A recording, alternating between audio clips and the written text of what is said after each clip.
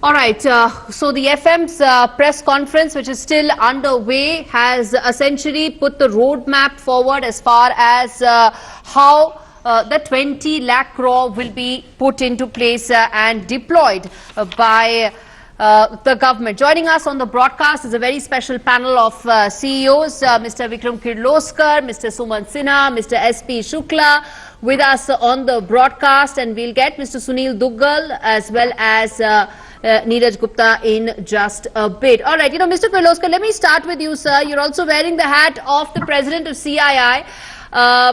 Help us understand, how does the industry view these measures? Do you think they are big bang enough? They are structural enough? Will they take us out of the comatose state that Indian economy right now is in and towards higher growth? Just let me answer the comatose situation. Comatose situation, to my mind, will really change when people start buying. Spending money in my industry, in buying a car, buying a motorcycle, buying a scooter, buying a bus. I think for manufacturing, whenever they start buying, I think the comatose situation will change. What I'm hoping, although there's no direct spending which has been talked about, which will inspire demand, I'm just hoping that people will get confidence with this kind of announcement and start buying. So that's as far as comatose. We cannot start any of our industry, any of our supply chains until people start buying. Inventories to move up, and bulk of our supply chains are in red zones. So for me, going forward, health issues we've talked about a lot. Taking care. I don't want to talk about that. But going forward, to start is, the first thing is supply chains in manufacturing, from from the manufacture of the raw material up to the sale of the finished product is very vital. Second is getting the labor into the supply chain so it's available across the supply chain, so we can start to work. They also start earning money, and hopefully they spend. And third is getting the cash flow through the supply chain. These three are very basic issues we as industry have to focus on, and for which I hope the government, with all its announcements, continues the cooperation between the center and states. Gives instructions very transparently so that we have common policy at all levels across the country. The policies are clear, the instructions are clear, and we can go ahead. This is some basic stuff which I think has to be followed so we can get our economy rolling. All right. So what does India Inc. think about the series of booster dose that the finance minister has announced? Is exactly what we will be discussing here. Sumant Sinha, let me bring you in, sir. How do you see the measures that have been announced so far? Your opening remarks, and then we'll come to the renewable space, the power space in just a bit. But how do you view these measures that have been announced today? Hi, Gauri. Thank you for having me on the show. Look, I think that the measures that have been announced are very wide and far-ranging and cover a huge number of different areas. Some of them are tactical in nature, some of them are strategic, some of them show the government's philosophical thought process now going forward. And so in that sense, I would say that by and large, all of these announcements are, without a doubt, very positive. Right? The question only is, how much will they help us in the short run? To the point that Vikram was making earlier, we need to have an immediate booster dose given to the economy to get things kick-started, to get people to go out and start buying more, jobs to be protected, for interest rates to start coming down. So I think in some of those areas, perhaps more could have been done. And we'll have to just wait and see how some of the measures actually get implemented. I think in those areas, as I said, more could have been done. But I think in terms of giving a long-term roadmap to which way the government is thinking, to beginning to again have structural reforms in the economy, I think all of those are very positive. For example, just today the announcement about public sector enterprises, I think begins to show that the government is thinking about reducing its role in business which is something that the Prime Minister had talked about prior to the last election. And I think that's a very positive and very welcome step. They talked about things like ease of doing business, improvements, even a simple thing like listing Indian companies directly overseas. Those are all changes that are very welcome. And, had to be done at some point. I'm glad the government has done it. The only question is, will they help in the short term? Not really. There are a few separate measures for that. So I think that long term, the roadmap is very clear and very positive. Short term, I think how much the impact is, but that remains to be seen. Okay, so maybe this may not completely boost consumption, given that India is a consumption-driven economy. But Mr. Shukla, let me then ask you here, as opening comments come in, that in terms of the measures that the FM announced for defence yesterday, increasing FDI, automatic route to 74%. Is that really going to be game-changing enough in terms of boosting defence manufacturing? And could that have a larger cascading impact as well? Or do you think that till technology transfer doesn't happen, we really are just, tinkering with a few policy measures and not doing enough? Gauri, what is said is never waste a crisis. Crisis is a time when one can look at making long-term reforms, long-term changes. Before me, very nicely the stage has been set for our discussion by both Vikram and Suman. There are long-term things and there are short-term things. As far as defense and aerospace is concerned, there have been a series of announcements which will be beneficial in the long term. But there are short-term impacts also. So let us not forget them. Let me take up 3 items which will help in the short term and medium term immediately. Take, for example, yesterday's major announcement that there will be a separate budget for procurement of indigenous equipment and imported equipment. This has never been done before. India has annual defense budget of 4 lakh crore, out of which nearly 40% is for capex and 60% is for operating cost, which has been growing over the years. Operating cost is increasingly accounting for larger share of total budget. Now, if you look at the 40%, 1,60,000 crores, for the first time, Finance Minister has announced that will be broken up into 2 parts: domestic, local indigenous equipment and import. This gives an immediate visibility, transparency, predictability to the Indian manufacturers that I now know how much is the budget. I know that what can I expect for next 3 or 5 years. I can do my capital expenditure planning, capacity planning, production planning. Yesterday, another announcement made was to create a list for which only domestic manufactured products will be bought in defense.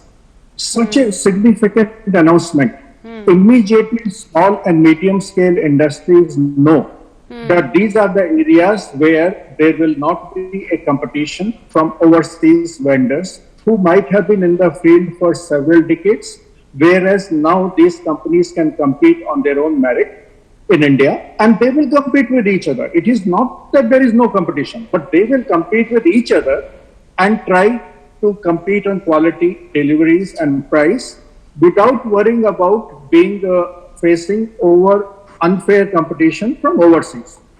Another announcement which was again very positive, again short term and medium term. We are talking about today is spare parts to be indigenized. Now, spare parts is such a critical part of any capital equipment in defense. So I would believe that there has been a fairly good mix.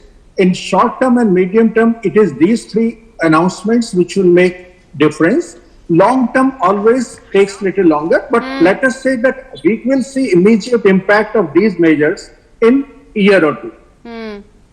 Okay, so there may be some impact going forward down the stream in the next, maybe 12 to 18 months. Neeraj Gupta, before I bring you in, let me then ask this to Mr. Kirloskar. Sir, as I said, as President to CII, let me then ask you this, that were the industry's expectations met? Because, now we've come to the end of all announcements put together. The breakup has been given. All details have been given so far. Previous announcements have also been added up. Is the industry's expectations, have they been met? I think there are a couple of areas which we had asked for, which I am waiting for. I hope something comes on that.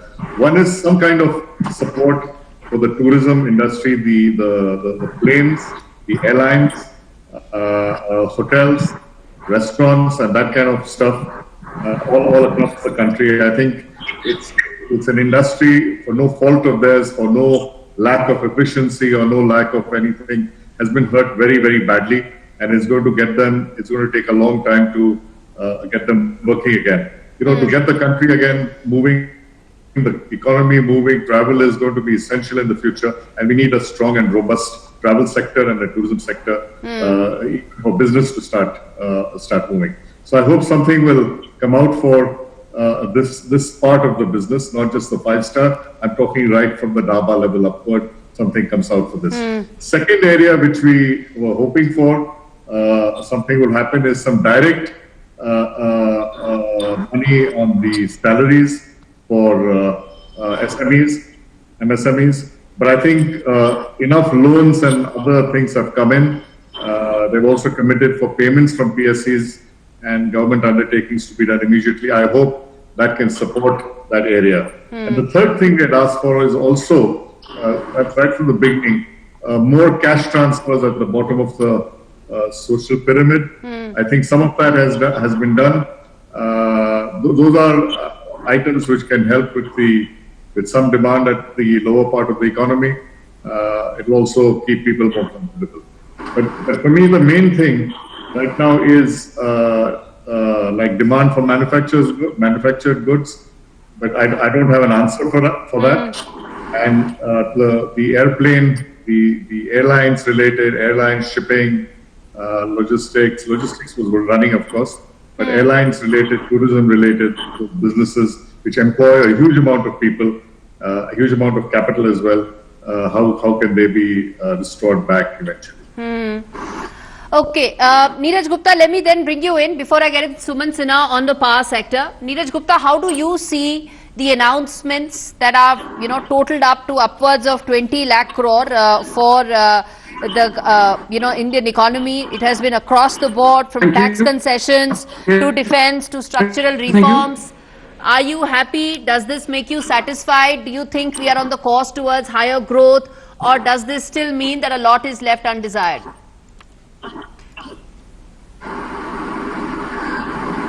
I would say that first of all, lot has been added by my fellow member, Mr. Shukla. Right. Yes. So I would like to Okay, we'll have to fix that. I don't think we're getting your audio right now. We're going to fix that. But, Sumant Sinha, why don't you come in there, sir? In terms of power sector, there was a lot of focus yesterday, but that was largely not on renewable space, but on DISCOMs per se, where again there's been some confusion as to whether the 90,000 crore is additional input, additional funds, or has this already been budgeted for by the government, states are providing it, so on and so forth. But then the larger picture, as far as power as one of the key issues and the key sectors for us to really recover and grow. Look, I think the government has actually done a lot in terms of announcements over the last 2-3 days' time. There have been two different tranches of announcements. On the very first day, we had the announcement of the 90,000 crore package of new lending by PFC and REC for the DISCOMs at somewhat concessional rates on the back of state government guarantees. That I'm pleased to say that PFC and REC have already now written to the states asking them to take up their tranches of this loan. And I think if that does come through and if states do go ahead, then it'll be very positive, because that much extra liquidity in the hands of all the generating companies, whether conventional or renewable. So I think, as you know, the stress in the generating side has been increasing quite substantially, simply because the DISCOMs have not been paying on time. So I think that is a very positive step. Along with that, the loan, that loan also requires, along with it, some getting improvements on the part of the state, vis-a-vis tariff improvements, as well as putting in net meters and so on, which will hopefully improve the operating efficiency quite dramatically. I think there's a lot of talkback coming from somewhere, so I think you can manage that a little bit. That would be great. Okay. Now, in terms of, so that is, I think, a very big positive. The only little caveat there is to see that state governments actually do subscribe to that loan and package and go forward with it. Because the worst thing would be that the state actually say, this is not an attractive enough scheme for us, and they don't go ahead. But then, So that is Mr. something Sinha, that I'll tell you what most people want to know. Most people would like to, get answers to is that, are we then making, one of our crucial sectors like power lucrative enough for more investments? Will there be fresh investments that will come in? I'm coming to that. Yeah. I'm coming to that. So look, along with this one scheme, the government also has the national tariff policy in the works. That national tariff policy has now been cleared by the group of ministers that is looking at it, and it is hopefully likely to go to Parliament and get approved, not Parliament, to the Cabinet and get approved within a month or thereabouts.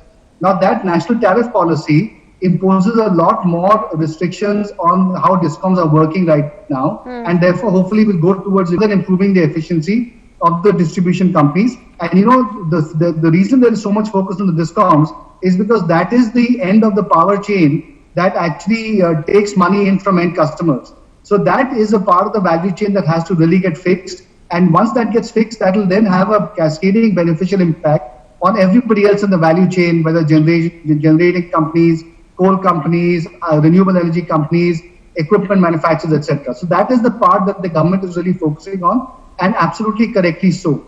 In addition to that, yesterday the government did announce some more work in terms of or effort towards privatization of DISCOMs, and they've said that all UT DISCOMs will get privatized eventually, and that in some ways then paves the way for further improvement and privatization of the entire DISCOM sector.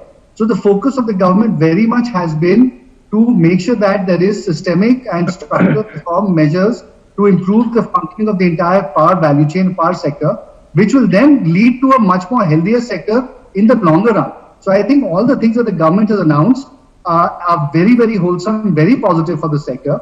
And when you couple that along with the Electricity Act amendments that the government has also now put the draft policy out for, I think once that also gets passed, the whole power sector structure and architecture will really improve dramatically and will lead to a much, much better and more sustainable sector, which will hopefully therefore be able to attract a lot more investment, to your question, going forward as well in the future. But isn't that what everybody really now wants to know? And that's a question I throw to both Mr. Shukla as well as Mr. Gupta, that how much more investments can India attract post these reforms? Because that really is going to be the big game changer, because government can turn around and say, look, my finances are stretched, states are asking me for reliefs, I'm turning around and giving them more extra borrowings, which I frankly shouldn't, because my GST collections are at record low. Now I have to attract fresh investments. Can we expect that to happen after today's closure of the stimulus package announcements? Mr. Shukla. Yes, investments will not be an issue as far as defense and aerospace sector is concerned.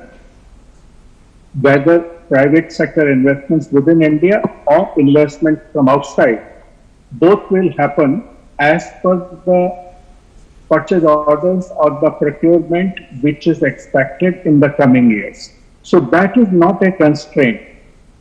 As we are able to afford and buy equipment, defense is a single customer situation. It is not like soap, shampoo and others, where you just set up a unit and wait or try to get a market share or try to sell. Okay. In defense, there are certain specific items and then there are running items. The specific items, only when there is an order coming, you set up a unit to produce those items. Because you cannot set up a unit, produce the items and start selling to anybody cannons or rifles. You can't do that. So no, but then I'll tell you what, sir. I'll tell you, ask you this, that in defense, the experts have all along said that India has not been able to tough as far as defense manufacturing is concerned, is because some of the other crippling policy handicaps have not been addressed. Have they been addressed now, sir, is my question. We have a strategic partner policy in place, which is moving forward well. We expect that decisions and strategic partner policy will begin. This is the policy which envisages that private sector companies and foreign OEMs will team up to produce equipment within the country. Now, that is something which is taking shape and it will happen.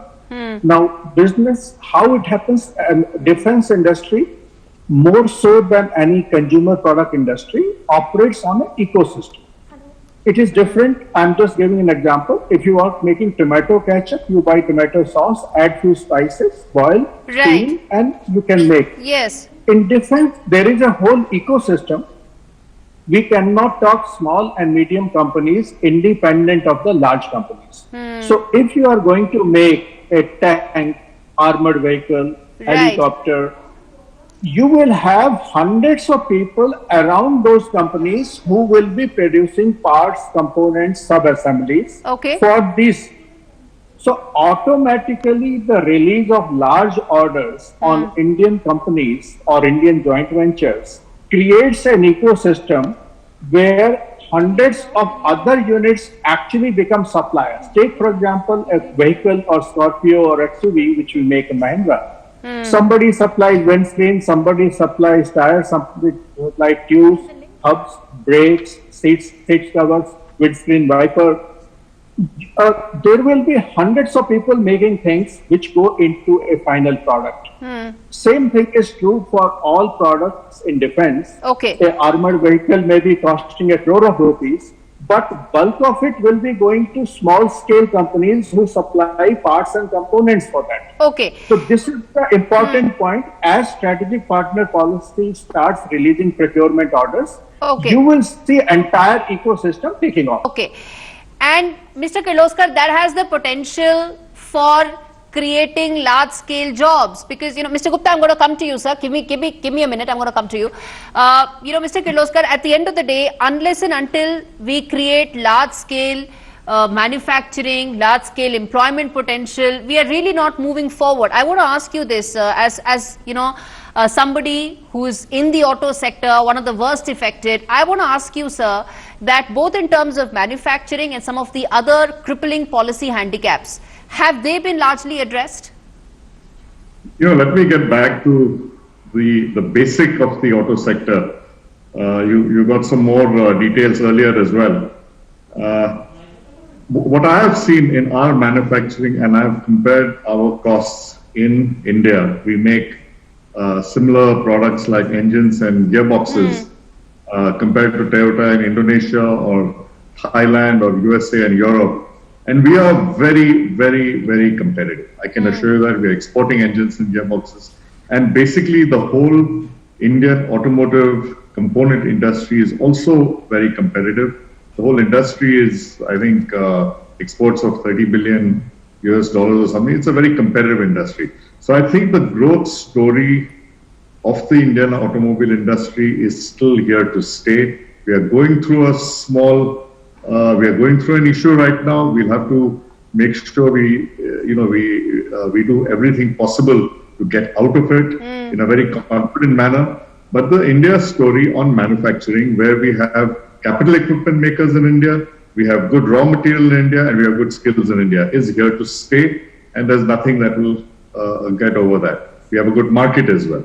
Okay, we'll get over this COVID. But I'll tell you why I'm asking, sir. I'll tell you why, sir. What we need, I'll tell you. Can I just finish? Yes, sir. When I look at the issues which have been hurting us at times, it's not our ex-factory cost so much. There's a lot of cost outside our factories in terms of logistics and taxes and various other areas. And those we have to compare with our competitors, whether in China or Vietnam and other parts of the world, and bring down. We have brought this to the notice of the government. We've talked enough about it. I think I'm pretty confident they're addressing it. Okay, and some of the things they have brought about in this, especially on ease of doing business, will certainly help us drop those costs. There are labor reforms and land reforms which are being done by the states. I think that those will help us also improve our cost of doing business. On labor, I want to be very clear. I'm not saying, remove XYZ acts and all. I'm saying we need flexibility in our working. Okay. We need protection for labor, and we need laws which align the labor and the employer and the employee Okay. in the direction of growth. Okay, sir, then let me ask you, there are two aspects to this conversation. One is to recover from the shock, Yes. and second is to capture some of the opportunity that lies in terms of the global anti-China sentiment. You know, everybody is saying, we don't want to be in China, there is just so much of a business risk and so on and so forth. But for them to actually shift lock, stock, barrels, do a very expensive, long-drawn proposition of, shifting supply chains, are we offering them a lucrative proposition? That's really two legs of this entire argument. Now help us understand, sir, are we able to address both these? Hey, listen, I don't think I'm trying to get business from China. You know, whether people leave China and all that is one story, it's their issue. It's people will buy from us not because they don't like China. It's only if we are competitive. That is, we have good quality, good cost, and good delivery. Let's be clear about that. Okay, so we have to keep working on our fundamentals, work on cost, quality, delivery, Okay. and then get the business. And as well as volume, the Chinese have been able to show that they can ramp up the volumes and the delivery very, very fast. We have to figure out how to do that, for which we require the land reforms Okay. and the ability to build a new factory. All right. So don't get. I think we should keep this China story out of our minds. That just because there's a problem, people will come automatically to us. We have to earn that right by being competitive. I'm glad somebody has said that in so many words, because so much of talk has happened. For it to actually translate into business, a lot more needs to be done. I'm glad that an industry captain has said that. Okay, so we Neeraj Gupta as co-chair of the Defence Export Committee, I want to bring you in, and then we get in Sunil Duggal as well. He is, of course, CEO of Hindustan Zinc and also chairman of the CII National Committee on Mining.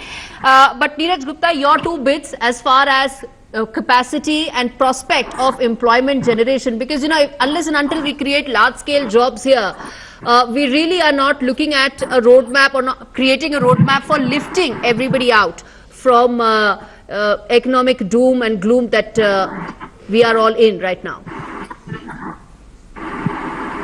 So, first of all, with regards to defense, I would say it's a real push again in the direction of Make in India. And with regards to defense technology, it's not something that can be built overnight.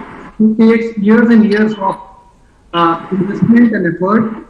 So, my personal view is that government has announced 74% foreign direct investment in defense as well. So, what it means is that foreign OEMs who are trying to give the technology straight away to the Indian partner now will have the control and the liberty to invest into a company. The majority are controlling stocks in the company. So that will make them competitive. And I will give you this as an example. Why? Okay. Because I was personally making a joint venture in one of the BRIC countries, and the whole JV did not go through because we were looking at 51 because we did not wanted to give our technology. Okay. The local partner, he wanted to have a control. Okay. So he wanted 51%. So finally we could Okay. not move forward. Frame. So my personal view, 74% is a big welcome. Okay. Second thing, the faster decision making will always give a boost to Indian defense industry, Okay. which is a very cumbersome process as of now. Okay. Plus, foreign OEMs coming into India will give boost to offsets and to exports as well. So these are my views as far as defense All policy right. is So concerned. I'm going to come back and ask you about technology transfer. But as I said, I want to bring in Sunil Duggal as well, CEO of Hindustan Zinc, Vedanta company. Mr. Duggal, I want to ask you first and foremost about the measures that were announced yesterday, coupled with all, several part series where the FM has explained how the 20 lakh crore will be spent. Are you satisfied? Are you happy? Do you think this will do justice to the kind of colossal economic damage that COVID has done to the Indian economy? Of course, the COVID has done the damage, but if you also look at the mineral mining fuel industry in India, so 50% of the forex is spent on these sectors. So the GDP contribution, which was around 1.5% from the mining industry, mining and mineral industry, which has come down, if you ask me, in the last 5 years. And it was already very low, and government was thinking that some reform should be brought, but I think the COVID situation has accelerated those reforms, and government has come up with certain declarations as such. We will also wait for the fine print as to what are the details of that, but it looks that the government has decided to auction But sir, around 550 I want you to both in coal clarify and one thing, sir, which is that commercial mining has been allowed. It's been almost a year. It has seen a very tepid response. Also, the fact that some of the changes in the regulations were brought about earlier this year through the Act of Parliament, but it hasn't really changed or really lifted the sector, so to say. So, in your assessment, what could be the next follow-up measures that the government could do from here on? So government is talking that there will be seamless transition from exploration to the mining license. But they're also talking that this will be auction. I'm not sure what will be auction. So some of the data which you have from your government agencies, which you can auction. But if you actually benchmark with the global industry, what it is, that the junior mining exploration company do the exploration, and they, after they discover, they sell it to the mining company, and there is a seamless transition from the exploration to the mining and the production regime. But in our country, what we are saying that we will still auction. The question is that who will generate the data? The exploration is the basic thing, and which is a very, very risky thing. Globally, if you ask me, even after putting up the target and doing the drilling, 1 out of the 100 exploration license converts into the mining lease and the production mining. Okay, then before I get in Sumant Sinha, I want to ask you this: that from here on, will these measures translate into, let's say, an increase in the GDP contribution of mining sector, of overall mineral sector? Because it's been hailed as a big reform, but for it to follow through in terms of actual contribution towards economy, where is the gap, sir, or is there a gap? You see, these are very welcome steps. The government says that the 550 licenses will be auctioned, composite licenses will be auctioned, and wherever and whatever state they are, they will be auctioned. I think this will attract a lot of global and the local players to participate in the action. But other thing for which also the reforms are required would be land acquisition, forest diversion, environment clearances. So all these regulatory clearances also take a longer time. Government also has to assure that whether they can tag the clearances, forest clearances, environment clearances, and land clearances along with the auction leases. If they can do it, then the mining in these blocks can start in the next 6 to 12 months time. But if these are not attached, this may take even much longer duration. Okay, then Sumant, let me then ask you this. I know all sectors are largely integrated at some level, and again the effort is to simplify all of this for our viewers. that who are watching this broadcast with only one thing in keeping in mind, that is this going to change my economic destiny from here on? Because if I am struggling in terms of either looking at the prospect of not having a job, or my salary cut, or having a business which has mounting debts and may not be able to survive the COVID crisis, am I then looking at my economic prospect brighter after what has happened today, or the set of announcements that have happened in the last couple of days, Sumant? That's really the big question. Sumant. Yeah, no, I think, look, there are a lot of different things that have been announced by the government for a lot of different sectors. Clearly, one of the biggest announcements was the loan program for the MSMEs. MSMEs, as you know, employ a tremendous number of people. So the fact that those types of companies can now start getting loans collateralized by the government or guaranteed by the government with no collateral, I think that's a very big positive.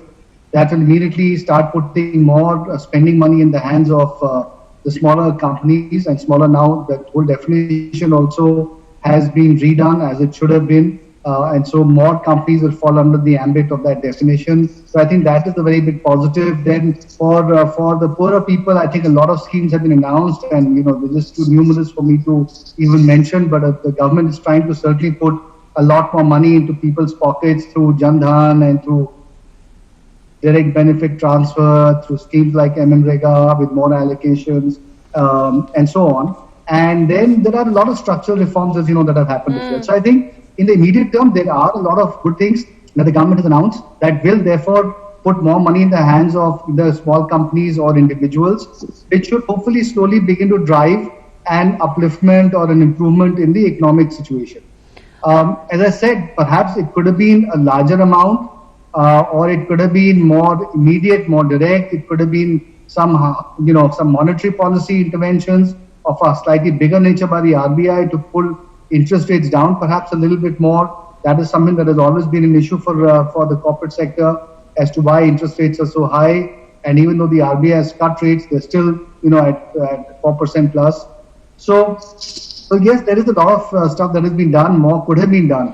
But I think it's really in long-term structural factors that I think we have to look at much more deeply. Because I think there is a lot that the government has announced from a long-term structural improvement standpoint. And I think all of that will not in the next 2 or 3 or 4 or 5 months, but certainly in the next 1 or 2 or 3 years will begin to start having a much bigger impact on economic growth and so on. If, for example, FDI in defense will hopefully lead to a lot more investments of FDI into India, more domestic manufacturing, the whole thrust to get more people to start making in India, moving from China into India. Okay. I think that will also, be a big driver of further investment. But then let me then ask you, you mentioned in terms of more money in the hands of people, and I'll ask this to the whole panel. In fact, I was just, some of the numbers that were announced today.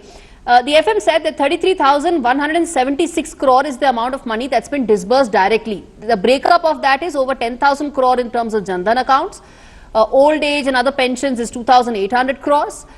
Construction works driven payouts is 3,900 crore. To PM Kisan Yojana, farmers have been given 16,394 crores. So in total, we are actually talking about something that's less than 35,000 crores. 33,176 crore to be precise. Several others are schemes and measures that some of them may have been announced intentionally earlier and may be followed through right now. But do you think 33,176 crore in terms of direct benefits into people's accounts is adequate? No, obviously I don't. If those numbers are correct, and I have no way of verifying that at this very moment. These are numbers that the FM announced today, sir. I'm not making up any of these numbers. Fair enough. It's just that, the government may, look at the numbers a little bit differently in terms of what they're actually putting into people's pockets very quickly. You may have taken certain schemes, the government may want to look at different schemes and so on. So anyway, I'm not getting into that. Just as an absolute number, 33,000 crores obviously in this environment is a small number. But, we should obviously have had a much bigger number. But, for example, even that MSME loan scheme of 3 lakh crores, that's a huge amount. And I think a lot of that should get drawn down. And if it does, then that again puts money in the hands of their employees eventually, because it will go to pay people's salaries. It will go to get the supply chain kick-started as well as these MSMEs start to produce. So I think all of that will ultimately result Okay. in an improvement in short-term Then demand. let me then ask this to the entire panel, the entire CEOs panel, that the measures that have been announced, particularly with respect to the MSME insolvency measures, whether it is in terms of the threshold being raised, whether the COVID debt will be exempted from IBC, no fresh insolvency cases for 1 year, essentially a special insolvency framework for MSMEs. Mr. Kirloskar, let me start with you. I go through the panel, then I get in Mr. Duggal as well. How significant is this, especially in the backdrop of MSMEs contributing a quarter of India's services GDP? Mr. Kirloskar. This will be very significant if the buyer industry, the people to whom MSME supplies to, first pays all the dues of MSMEs at the same time and make sure that they support the MSMEs. I think it's not MSMEs can't live independently by themselves, even with loan funding. The loan funding is excellent. It's a huge amount. I know from CI we had asked for roughly 2 lakh crores, we got 3 lakh crores, and it's far beyond what we had expected. But we are also expecting all public sector units, whether they're state control or center control, other government units and other large purchasers, please pay the MSME dues as fast as you can. And that will make that combined with this will certainly make a big difference for the MSMEs. They'll have to struggle a bit, but I think the combination will take them out and we have a chance to go ahead. Okay. Mr. Duggal, then let me ask you this. In terms of MSMEs, their contribution to manufacturing is 6.11%. Their contribution to India's services GDP is 24.6%. And a new insolvency framework for them. How significant this will be, because this will ensure that they have some cushion against mounting debts due to coronavirus lockdown? I think this will provide the liquidity to them, and the immediate stress and the tension is gone. At least they are not struggling. But it is all about what my friend said, that how the payment will be made. But it is more like a circular economy, which the cycle has to come. So the real thing is their payments are released, the demand picks up.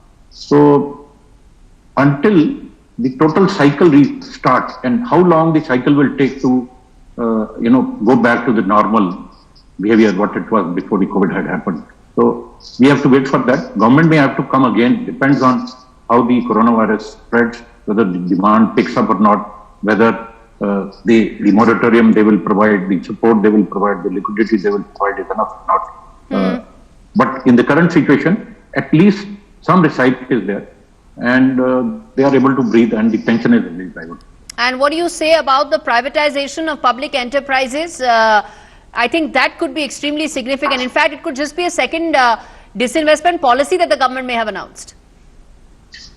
That is the real thing. So the government has to think very, very bold.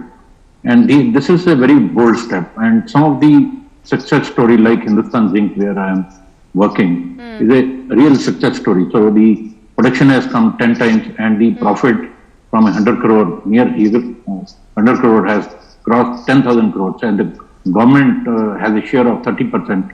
What they used to get and what they get in terms of dividend today is 3,000, 4,000 crore per annum. So I think similar success stories are there with the other public sector. So it is, government has no business to be in the business, I would say. So they will facilitate regulation, they should facilitate rules, they should enable the private sector.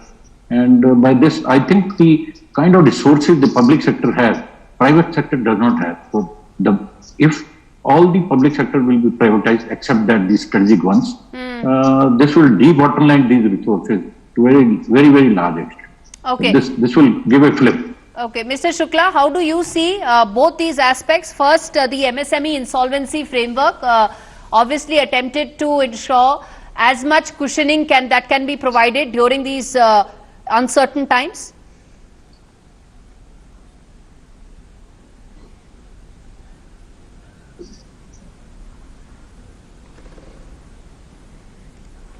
Companies, and then there are individuals.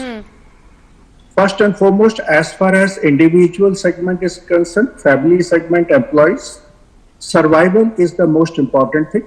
And that is where through Jan Dhan and other schemes, if government is putting money in their hand, that allows them to survive.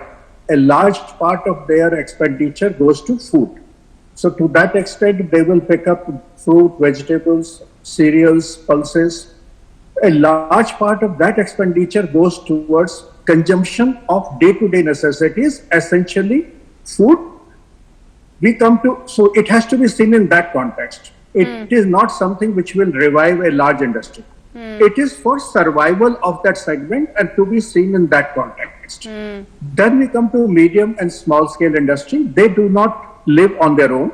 Most of them are vendors to larger companies, excepting those in service sector who are serving consumer economy. But large number of manufacturing units in MSME are actually in turn vendors to large companies. So their most important thing is if large companies have slowdown in demand, if they are delaying payments, smaller units should not close down. So there the right thing to do is give loans, loan guarantees, delay their insolvency proceedings. There what is being done, that small and medium sector stays, survives till the time demand picks up, and that is when it starts serving again the demand. As far as larger industry is concerned, it has to wait for demand. Let us remember, India is 6th largest manufacturing country in the world. Yes. Among the top 10, we are number 6. It is not that our manufacturing sector does not exist. We are the 6th largest in the world. Our manufacturing accounts for 17% of our GDP. And just in case numbers are not very familiar in the wider audience, it is not very different from Germany or Japan. They also operate within 1 or 2% of 17% where India is. Keeping these numbers in mind, we have to understand manufacturing operates as part of overall GDP. Demand for manufacturing comes from overall economy. So it is the overall economy within which manufacturing operates, and 3 sectors, large, small, medium and individuals are symbiotic relationship. Everybody has needs which have to be addressed separately. I believe the 20 lakh crore which has been announced in last 5 days, it has been very well targeted towards 3 distinct segments. Then, Mr. Kirloskar, let me ask you this, then I get in Neeraj Gupta also, on the disinvestment intent that has been announced by the government today. No, it's good. I think they're very clear. They don't want to be in the business of doing business, except for the strategic areas where they said there'll be minimum 1 or 4, 2, 3, 4, whatever public sector units. It's very, very good. I hope it gets done fast. I don't know what pricing they'll get when they disinvest right now. But I think, as the speaker earlier said, look at what you can potentially get in terms of dividend when you do this well.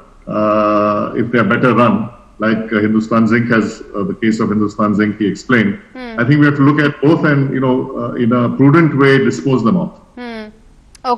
And how soon do you think that could happen, and how significant that could be in terms of lifting private sector sentiment? Because, one can turn around and say that, right now there is no money or not adequate in funds that may be available for disinvestment and privatization. See, for me, the only thing that will lift my sentiments is how many orders for cars will come tomorrow. So that is what will really boost my sentiment. I think some of my other friends is here as well. Is how many, whether tractors or cars or refrigerators and other things, how many will people start ordering tomorrow? That is what we need right now. And that requires confidence in the economy, confidence in the country, and confidence that you have a life ahead. I think that's what we should focus on. I believe this 20 lakh crores is a direction towards doing that. Let's, that we can be nitty picky and say this is right and this is wrong, and small little bit here and little bit less. I think, Mike, I really have confidence in this government in the last 6-7 weeks of discussions that they're willing to relook at these issues and recorrect themselves. So let's try to put a picture of confidence as well as responsibility on ourselves that we have to somehow get a return on this 20 lakh crores. This is our future children's money Yes. which we are spending ahead of time. Yes. Okay, and it's important that this money is spent so that there's a profit on this 20 lakhs, and the loans are returned. That I think that's very vital, and we need to keep looking after ourselves, looking after our country, looking after society with confidence. That's what we need to do right now. Yes. Neeraj Gupta, you want to come in there in terms of both the privatization aspect and what Mr. Kirloskar said, that what is the kind of return that we can expect on this huge stimulus that the finance minister has announced? With regards to privatization or disinvestment, I would say it's a welcome step. Like, for example, ordnance factories corporatization has been announced or it will follow. So the feeling is that it will have greater return on investment because efficiencies will improve. It's the payers' money. So it's a very welcome step, first of all. And second thing, with regards to the stimulus package, I talk specifically about MSME. The banking support is good because that gives an immediate oxygen to MSME companies, because a lot of their money was stuck up whether in stocks or whether in outstanding or something. So this will give immediate oxygen to the MSMEs. Second, it will boost the sentiment of the entire sector, the whole package of 20 lakhs crores. So this has really improved the Indian economy. Now, as it will improve the sentiments, the consumption will grow, right? And the mood will be more optimum, and that will keep the money circulating. So what is very important right now, that companies or people should not stick to the money and hold on to it. It should, as fast as it starts circulating into the economy, it will help everyone, large, medium, individuals, everyone. Okay, that's really what the key is, Mr. Kirloskar, isn't it? To ensure that money really starts circulating in the economy. Yes. Can we then expect that to happen right now, Mr. Kirloskar? And then I get it, Mr. Shukla as well. It's not like lighting a burner under a pan. Absolutely. Okay. I wish it was, but it isn't. Yes. I think it's a slower process than that. It's not going to happen instantly. But I think I do believe with confidence. I see the numbers of orders coming in for cars every day. It's slowly increasing. I see factories slowly opening up.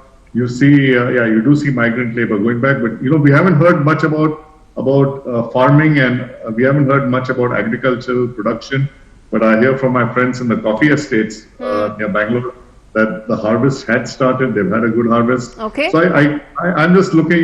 These are we have to look for some good news also around the country. Absolutely. And publicize that to lift the sentiment. All right. And encourage people to buy. All right. As we wrap up, I'm very optimistic on India. It's going to be a tough to go ahead. It's going to take a lot of work, but we will get ahead, and we'll certainly do it. Absolutely. And closing comments from Mr. S.P. Shukla as we wrap this up. I'm taking cue from Vikram. Let's talk about agri for a minute. I also look after agri sector for the group. Agri is picking up well. Activities have not been as affected as it was in industrial sector. In fact, going back of a lot of migrant workers in the rural areas, in the states which are less centralized, Yes. less industrialized, it is actually immediate boost is there in those areas in agriculture activity. While it may affect movement of workers, will affect people moving from Punjab, Haryana. But in those own states, it is working. Harvesting has begun. In fact, challenge was only the transportation of agricultural commodities from rural areas to urban areas. As gradual opening up has begun in green and orange areas, that is getting facilitated. I do believe agriculture might become one bright spot coming forward in next few months. All right, Mr. S.P. Shukla, Mr. Kirloskar, Mr. Gupta, Sunil Duggal, Mr. Sumant Sinha, top CEOs of India Inc. Thanks much for speaking to us after Nirmala Sitharaman's stimulus announcements. The finance minister detailed all that has been announced for the Indian economy. Thanks much. On that note, let's quickly address some news coming in as we speak. Maharashtra has extended the lockdown till the 31st of May as cases